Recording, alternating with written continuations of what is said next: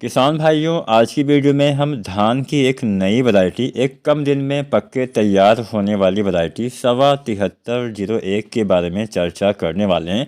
Savanna company की यह variety है, मतलब सवाना कंपनी इसको बनाती है। सवाना कंपनी बहुत सारी वैरायटियां बनाती है, उसी में से धान की ये एक नई वैरायटी है सवा 7301, या फिर सवा स्मार्ट धान 7301, या फिर सवा स्मार्ट राइस 7301 के नाम से भी हम इसको जानते हैं। आम भाषा में सवा 7301 इसको बोला जाता है।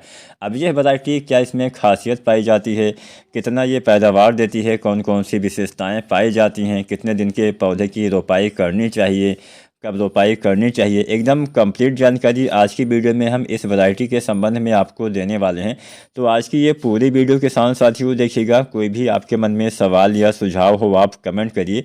इसके साथ साथ अगर आपने सवा 7301 पिछले साल लगाया हुआ था तो भी हमें नीचे कमेंट के माध्यम से बताइएगा कि यह वैरायटी आपके वहाँ पे कितना पैदावार दे पाई है, या फिर सवा धान की कोई भी वैरायटी अगर आपने लगाई हुई थी तो भी हमें आप नीचे कमेंट के माध्यम से बता सकते हैं। फिर कोई भी धान की वैरायटी जो आपके हिसाब से अच्छा हो, किसानों के लिए अच्छी साबित हो सकती है, तो आप दो चीज़ें हमें बताइए। उस वैरायटी का नाम, कितना पैदावार उसने दिया था और किस इलाके में आपने उसको लगाया हुआ था। तो चलिए ज़्यादा समय नहीं लेते हैं, वीडियो स्टार्ट करते हैं। किसान साथियों, सवा 7301 जैसा कि मैंने शुरुआत में ही आपको बताया, एक कम दिन में तैयार होने वाली वैरायटी है। अब कम दिन में तैयार होने वाली वैरायटी ज़्यादातर किसान साथी क्यों ढूंढते हैं, इसके बारे में तो आपको पता ही होगा। जो वैरायटियाँ धान की कम दिन में तैयार होती हैं उसमें दो तीन हमें फ़ायदा मिलता है। कुछ नुकसान भी होता है लेकिन फ़ायदा भी होता है। फ़ायदा क्या होता है? फ़ायदा ये मिलता है कि कम दिन में तैयार होती है, जिससे आपको अगली फसल बोने के लिए पर्याप्त समय मिल जाता है। अगर आप सब्जियां लगाते हैं, अगर आप गेहूं की खेती करते हैं, कुछ भी लगाते हैं, तो उसके लिए पर्याप्त समय आपके पास मिल जाता है। इसके साथ साथ पानी की भी कम आवश्यकता कम दिन वाली वैरायटियों में पड़ती है। अगर हम लंबी अवधि वाली वैरायटियों से तुलना करें तो लगभग एक महीना पहले तैयार हो जाती है।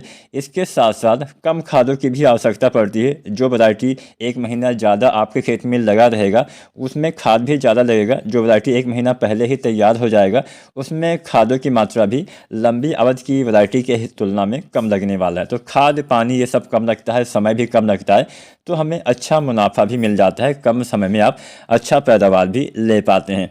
इसके साथ साथ लंबा पतला इसका अनाज होता है, खाने में काफ़ी स्वादिष्ट इसका अनाज होता है।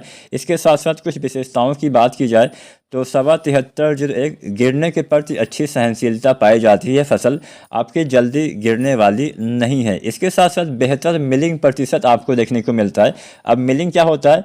मिलिंग का मतलब होता है कि आपके जो धान होता है, धान से जो चावल निकलता है, तो चावल कितना निकलता है, मतलब आपके धान से चावल की जो एक होता है रेशियो, वो कितना रहता है। तो इसमें अच्छा रेशियो निकलता है, बेहतर मिलिंग, यानी इसके धान से चावल की अच्छी मात्रा निकलती है। इसके साथ साथ सबसे बड़ी विशेषता की अगर हम बात करें तो जो सवा 7301 है, इसमें सबसे बड़ी विशेषता यह है कि इसकी फरहा मुक्त बालियाँ होती हैं।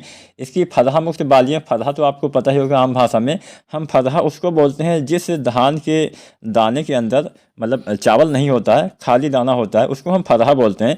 तो इसमें फरहा मुक्त बालियाँ आती हैं। कई बार आपने देखा होगा बहुत सारी वैरायटियाँ अच्छा पैदावार तो देती हैं, उसमें बालियाँ अच्छी आती हैं, लेकिन बालियों के अंदर दाने का भराव सही से नहीं हो पाता है, दाने खाली रहने की समस्या आ जाती है। तो ये जो सवा 7301 वैरायटी है, इसमें दाने खाली रहने की समस्या बहुत कम या फिर ना के बराबर आती है। लगभग लमसम 100% सभी दाने का भराव इस वैरायटी में होने वाला है।